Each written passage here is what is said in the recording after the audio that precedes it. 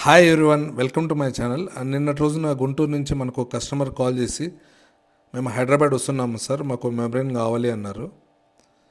So విచారిస్తే యాక్చువల్గా వీళ్ళు ప్లాంట్ మన దగ్గరే కొన్నారు. కాకపోతే టూ ఎర్లీగా అంటే ఇంత ఎర్లీగా మెబ్రెయిన్ డ్యామేజ్ అయ్యేదానికి ఛాన్సెస్ లేదు. మీరు ఎందుకైనా మంచిది ఒకసారి మీ సైట్ కండిషన్స్ని వీడియో తీసుకుని అదేవిధంగా మీ వాటర్ శాంపిల్స్ని తీసుకుని రమ్మని చెప్పాను. సో వాళ్ళైతే శాంపిల్స్ అవి తెచ్చారనమాట మన స్టోర్కి. ఇక చూస్తున్నట్టయితే వాళ్ళ వాటర్లో అంటే వాళ్ళు మన దగ్గర ప్లాంట్ కొనకముందు కూడా వాళ్ళు వాటర్ అనేది మనకి టీడీఎస్ అవి చెక్ చేయించాము. ఆ రోజు కూడా మనకు అరౌండ్ 1300 వచ్చింది. ఆ తర్వాత వీళ్ళకి మధ్యలో వాటర్లో ఈ శాండ్ అనేది చాలా ఎక్కువ వస్తుంది, అదేవిధంగా సెడిమెంట్స్ కూడా చాలా ఎక్కువ ఉన్నాయి వీళ్ళ రా వాటర్లో. సో పక్కనే ఏదో ఒక కాలువలాగా వెళ్తుంది. అదేవిధంగా మనకి వీళ్ళ బోర్లో కూడా సెడిమెంట్స్ అనేది చాలా ఎక్కువ ఉన్నాయి. వీళ్ళ తెచ్చిన ఈ శాంపిల్స్ చూసిన తర్వాత ఈ బోర్ వాటర్ కూడా మీరు చూడొచ్చు అనమాట, ఏ విధంగా అయితే ఆ సెడిమెంట్స్ అనేది మొత్తం కూడా కింద అక్యుములేట్ అయిందో.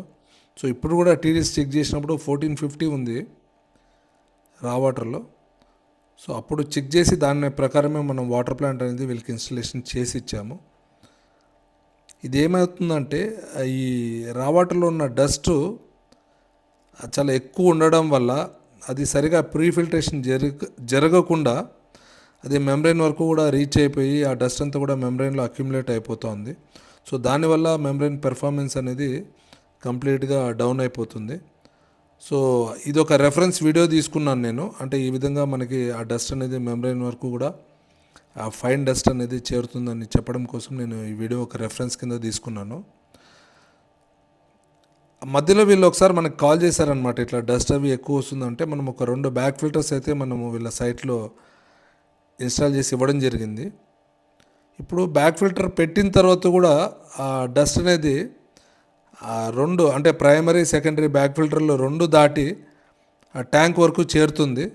సో మనం ఈరోజు జస్ట్ ఓన్లీ ఒక మెమ్బ్రెయిన్ ఇవ్వడంతో మన ప్రాబ్లం సాల్వ్ అయిపోదని చెప్పి, సో ఈ సైట్ అంతా కూడా మనము ఈ వీడియో ద్వారా అదేవిధంగా వాళ్ళు చెప్పిన ఇన్ఫర్మేషన్ ద్వారా ఒక అనలైజ్ చేసి మనము వాళ్ళకి ఒక 2-3 టిప్స్ చెప్పడం జరిగింది, అంటే ఫర్దర్గా ఇంత ఫ్రీక్వెంట్గా ప్రాబ్లం రాకుండా ఉండడం కోసము. సో మనం ఏం టిప్స్ చెప్పాము, అదేవిధంగా ఇదే సైట్లో మనం ఫర్దర్గా ఏమేమి చేంజెస్ చేయబోతున్నాం అనేది మనం ఆ నెక్స్ట్ వీడియోలో నేను కంప్లీట్ వీడియో అనేది పెడతాను.